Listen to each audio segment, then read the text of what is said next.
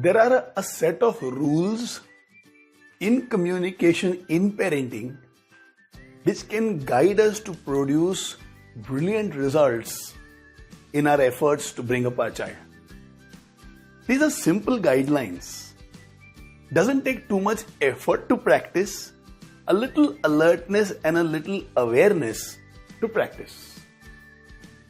The first rule, and certainly one of my favorites, is whatever happens, I am going to communicate with my child with respect. You know, when I talk about this to parents, that you must respect your child at all times when you communicate to them, they laugh. To them it's like a joke. What? Respect my child? Why should I respect my child? My child knows how much I love them. Wake up call. You'll be surprised to know the need for respect is greater than the need for love. Look into the history of any super achiever on this planet. Look at anybody in history where you admire them or you are inspired by them. And you will find in their life, they had a force. It can be a teacher, it can be a grandparent, it can be a friend. And most of the times, it involved at least one parent who tremendously respected the child. So what do I mean by not respecting the child? What are the examples, simple examples about disrespecting the child? What to us may be casual communications.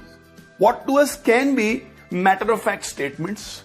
What to us may be an effort to guide the child sometimes robs them of their respect. Here are a few examples.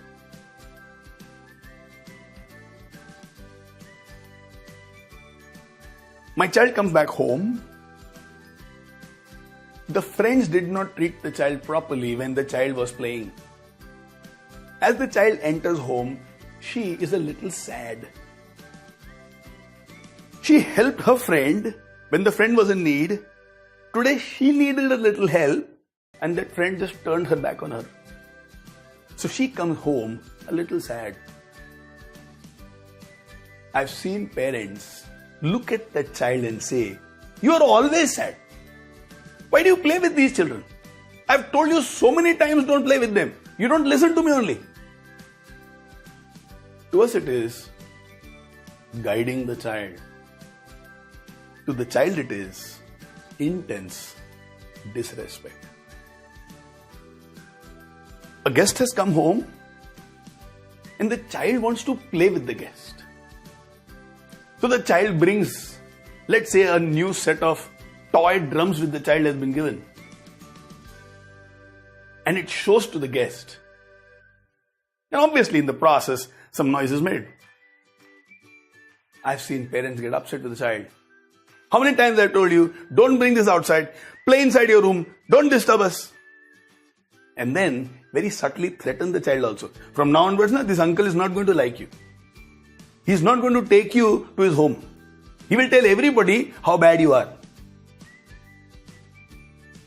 Disrespect, disrespect, disrespect. I have a simple question to ask. Does your child feel secure inside your house? Does your child believe, even if the whole world is against me, if there are two people who will never give up on me, if there are two people who will always understand me, it is my parents? If your answer is yes, yes, my child believes that whatever happens in the world, my parents are going to understand me. They're not going to be harsh with me. They're going to respect me. Then you are doing a fantastic job of parenting. I'll give you a simple test. When the child looks at you, is there a sparkle in their eyes? Do they have shining eyes? If yes, then the child feels respected by you. If the child doesn't come to you happily, if the child cannot speak the fears of their heart effortlessly, if the child cannot discuss the confusions that they have with you comfortably, the child does not feel respected enough. And trust me, even a 5-year-old child feel disrespect. Without respecting the child, great parenting is impossible. In his book 7 Habits of Highly Effective People, Dr. Stephen Covey mentions about an incident. They have a daughter who was physically challenged. They would speak to her with a lot of love. They will use words like, "Oh, you are capable, you will have a good life." But their voice did not have respect, it had only sympathy. Which means, what the voice communicated in words is, you lived a good life, but in feelings it was, I can't respect you because physically you're not complete. I can only pity you. I am very unsure about the kind of future you'll have. If I am not there on this planet to take care of you, only God knows what is going to happen to you. There was no respect. There was a lot of love. But the child did not feel respected, and the child could never perform properly. One day, when Dr. Stephen Covey was lifting the child from the car in his arms to take it to the house, the child asked this question: "Do you respect me?" And in that moment, there was awakening. That my child does not need empty words of praise and hope. They need to feel respect. When I treat anybody with respect, what I'm communicating is, you're good, you're capable, you can face anything that life throws at you. I see the good in you and I admire the good that you have, and that is why I respect you. Respect communicates belief. Respect communicates acceptance. Next time, when the child does a mistake, when the child does something wrong, when the child does something which is not expected or they shouldn't have done, I understand we go through emotional tsunamis.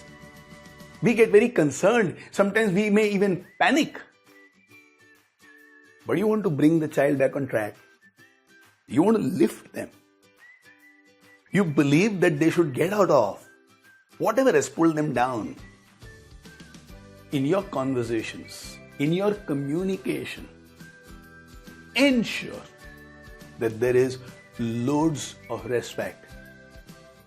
You will find your child will respond brilliantly and they will begin to perform. Because the beginning of performance is self-belief. And the child feels belief through the parents who respect it. So one law of communication is, whatever happens, I will always respect my child.